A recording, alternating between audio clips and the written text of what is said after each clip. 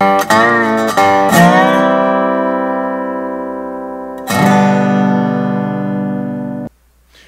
morning and welcome back to Coffee with Craig. Happy Friday to you all. I hope you guys have plenty of good plans for the upcoming weekend. We appreciate you guys joining us in the conversation. Please remember to like and share these videos. Subscribe to us on YouTube as well as follow us on Facebook so that you can get the alerts as soon as these things go live. Also, remember, this is now available as an audio podcast. So just follow the link in the description of this video to anchor.fm, and you can find it. We're on 9 different formats: Spotify, Google Podcast, Apple Podcast, you name it. So if you want to listen to the audio version, have it actually pushed automatically to your cell phone or audio listening device, you guys can do that as well. Also, please remember, go to fpcgear.com. That's fpcgear.com. Buy T-shirts that promote the Second Amendment, look good, and support the Second Amendment, because you know that every penny that you spend there goes right back into the fight for our right to keep and bear arms. Also, one last thing I want to remind you, this show is brought to you by Sacramento Black Rifle and Sparks Black Rifle. Please support them. You can find them on Instagram and Facebook. Support them as they support us, as we support your right to keep and bear arms. That's Sacramento Black Rifle and Sparks Black Rifle. All right, we all know that the left is very, very good, or at least the anti-gun community is very, very good at trying to twist facts and information and things that are going on in order to fit their particular story. We know reality really has no place in the things that they are talking about and the things that they're trying to promote. Every single time we see studies that show that gun owners are defending themselves, firearms. This is a great example. That Pew study that was done a couple of years ago, they tried to say, well, this just shows that very, very few people actually use firearms to defend themselves, when it actually showed that 1 in 6 firearm owners have actually used a firearm sometime in their life. Over 12 million people, almost 12.5 million people have used a firearm to defend themselves at one time or another, to protect themselves or others. But see, they twist the facts, they twist the information in order to try and sell their own narrative, because, well, that's what they do. Well, one such example has to do with an instance that took place in Maryland. In essence, a shop owner or a pharmacy owner defended himself utilizing a revolver. Matter of fact, let's go ahead and let me share with you real quick the story. Let you see real quick the story as it was reported, and then we'll talk about how they tried to twist this into an anti-gun story. Check it out.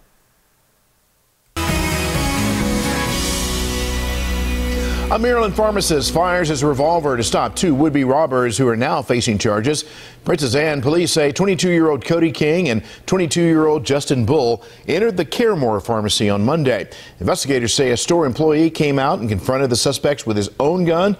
That employee fired 1 shot and the men took off. No one was injured. King and Bull are now facing charges.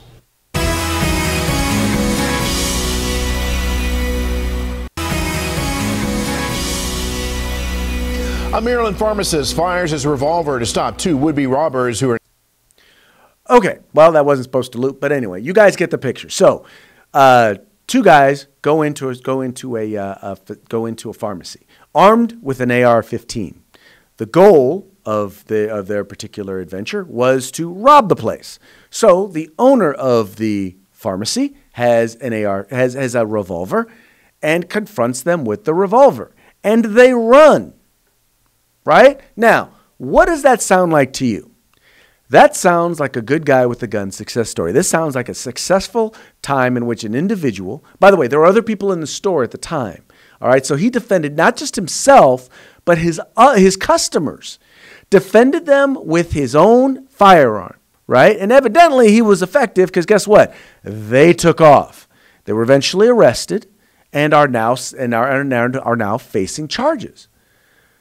Now, first of all, we all know this lady, Miss Shannon Watts. I know you guys are tired of hearing about her, and when she stops saying stupid stuff, maybe then we'll stop talking about her. But until then, we will make sure to keep you apprised of every stupid thing that this particular woman decides to utter. In this particular case, we all know that she's the one who says, well, it never happens.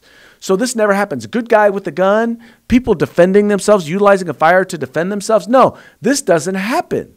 The data shows it never happens. Well, she decided that she was going to tweet on a story or comment on an incident that she says never happens. And interestingly enough, what did she have to say? Well, let me share with you. Okay, what did she have to say? Let's do this. Let's go. Now facing charges. Bam, and then bam. Now, there we go. There it is right there. So basically she said, alternate headline, pharmacists are frequently put in grave danger due to our nation's opioid addiction crisis combined with our gun violence crisis. Given that the robbers had an AR-15, the pharmacist is lucky to be alive. Okay, so in other words, she's twisted the story now to make it an anti-gun story. To say, well, because of the opioid addiction, which, by the way, just so that all of you know, yes, 80 to 90% of all gun violence is gang or drug related. But notice how she kind of just glanced over that, like it wasn't even a speed bump. It's like, she like barely went over that.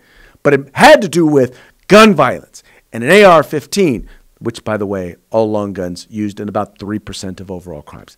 3%. That's all long guns. AR-15s, much smaller. In fact, law enforcement wholly acknowledges that AR-15s are not generally used in crimes. They're not. So, but anyway, all that having been said, she blames the fact that we don't have laws that would disarm this store owner. She blames that on why this whole thing happened.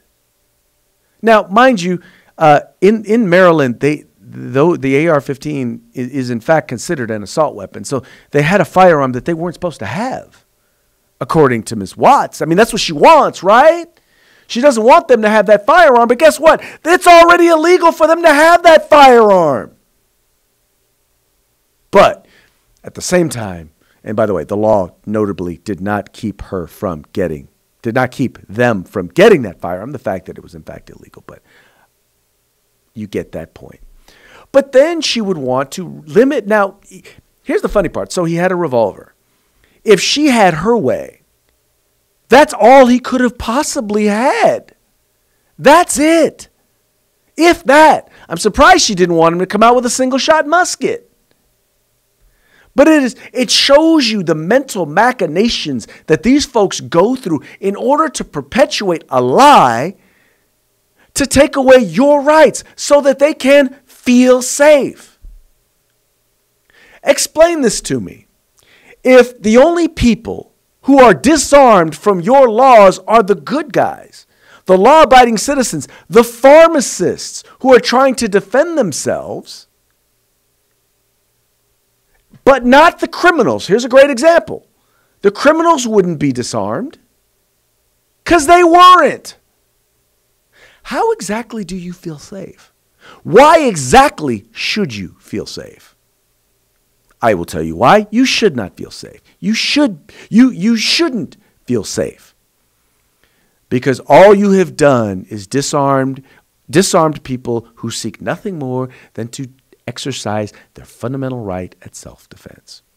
That's what happened here, and still and yet they sought to pervert it. And no one called her on it. Or at least no one outside of the gun rights community called her on it. I know what you're saying. It's exactly what we should expect. And it is what I've come to expect. The worst part is that policymakers now are falling into this. Policymakers who consider themselves to be our allies and our friends now are falling for stuff like this. And anyway, that's why it's important for us, for you and me, for all of us to make sure that we continue to have these conversations and let folks know we ain't putting up with this. We know the truth, and we are going to communicate the truth because that is what we are all about. Anyway, folks, that's going to be it for today's Coffee with Craig. We thank you guys so much for tuning in. We thank you for being a part of the fight for our civil rights. Remember, we've got to use them or we're going to lose them. You guys take care.